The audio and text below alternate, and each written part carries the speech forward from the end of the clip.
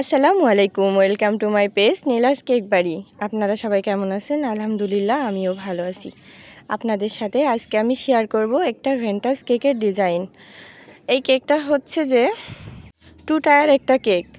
এই কেকটা অর্ডার করেছিল আমাদের খুব কাছের এবং আপন একজন মানুষ, যাদের সাথে হচ্ছে যে টাকার কোনো সম্পর্ক নেই, ভালোবাসার সম্পর্কটাই অনেক বড়। তারপরেও হচ্ছে আমার কেকের যেটা দাম বা যেটা মূল্য সেটা অবশ্যই তারা আমাকে পেড করেছে। তারপরেও আমার কাছে ভালোবাসার মূল্যটাই অনেক বড়, বেশি। এই কেকটা ডেলিভারি দেওয়া হয়েছিল অনেক দূরে, হচ্ছে যে কুমারখালী নদীর পাড়ে, অর্থাৎ জয় বাংলা বাজারের ওখানে। এই কেকটা ছিল দোতলা কেক। কেকটা ওরা পছন্দ করে দিয়েছিল, মানে বাবুরা পছন্দ করছিল। তবে এই কেকটার যে বিষয়টা হয়েছিল সেটা হচ্ছে যে কেকটা অনেক হাইটে ছিল, মানে নিচের পোর্শনটা বা উপরের পোর্শনটা দুইটাই অনেক হাইট ছিল। অনেক দূরে যাবে বলে আমি আসলে অত হাইট করতে পারিনি।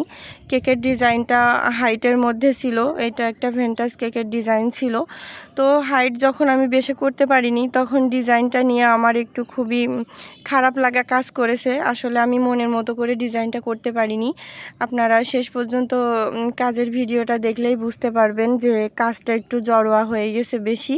আসলে আমি এত জড়োয়া কাজ পছন্দ খুব একটা আমার হয় না, তারপরেও যারা পছন্দ করে তাদের জন্য তো অবশ্যই করতে হয়। তো আমি কাজের ডিজাইনটা এমনিতে ভালোই লাগছিল যদি কেকের হাইটটা বেশি হতো। দূরের পথগুলো আমি তো হাইট বেশি করতে পারি নাই। নিচেরটা হচ্ছে যে ইয়েতে গোলের উপরে বেশি করছি, উপরেরটাও হচ্ছে যে মানে সাইডে বড় করছি, কিন্তু হাইটের দিকে বড় করতে পারি নাই।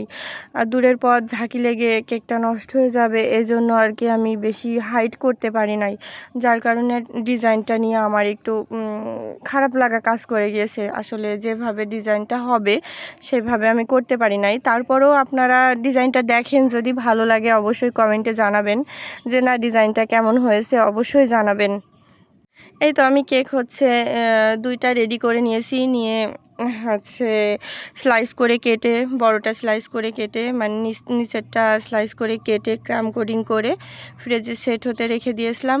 এখন বের করে যে ফাইনাল ফিনিশিংটা দিয়ে দিলাম। ফিনিশিং করে আমি ফ্রিজে কিছু সময় সেট হওয়ার জন্য রেখে দেব। এরপরে আমি উপরের অংশটা হচ্ছে যে ক্রাম কোডিং করে ফ্রিজে রেখে দিয়েছি, বাট ফিনিশিং এখনও দিইনি। উপরের এটা হচ্ছে ফিনিশিং দিব। মানে কেকের উপরে একটা মুকুট বসানো ছিল, অবশ্য মুকুটটা আমার দেওয়া হয়নি, মুকুটটা আমি অ্যাভেলেবেল পাইনি, এজন্য আমি দিতে পারিনি।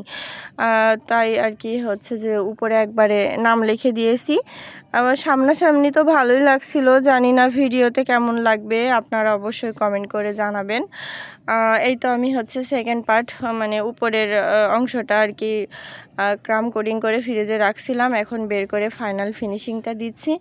তা অবশ্যই আপনারা কিন্তু জানাবেন যে কেকটা কেমন হয়েছে। আমার কাছে মনে হচ্ছিল যে এই উপরের অংশটা যদি আর একটু হাইট হতো, হাইট হলে আমার মনে হয় ডিজাইনটা দিয়ে অনেক সহজ হয়ে যেত, কিন্তু এটা হাইটের কারণে হচ্ছে ডিজাইনটা একটু হিজিবিজি হয়ে গেছে। তারপরেও আপনারা অবশ্যই জানাবেন।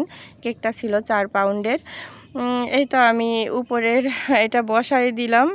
আসলে একটু ভয় ভয় করছিল এইভাবে আসলে একটু, মানে 4 পাউন্ডের কেক, 2 টায়ারের কেক আমি কখনো বেশি করি নাই, তো এই দিয়ে মনে হয় 2টা কি 3টা করলাম এই জন্য।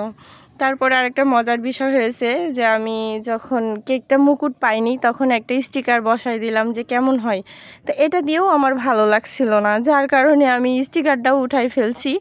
তারপরে এই যে কালার মিক্সড করে নিলাম, হচ্ছে যে ওইটা ছিল হালকা পিঙ্ক কালার, এটা আমি একটু ডিপ করে নিয়েছি। এই যে উপরে ডিজাইনটা দিয়ে দিলাম। তো মাঝে যে বেবির স্টিকারটা দিয়েছি ওইটা ফার্স্টে আমার কাছে ভালোই লাগছিল, পরে যে কেন জানি আমার কাছে একটুও ভালো লাগছিল না, পরে আমি ওইটাও উঠাই ফেলছি, আপনারা দেখতে পারবেন। এই যে ডিজাইন দেওয়া শুরু করলাম।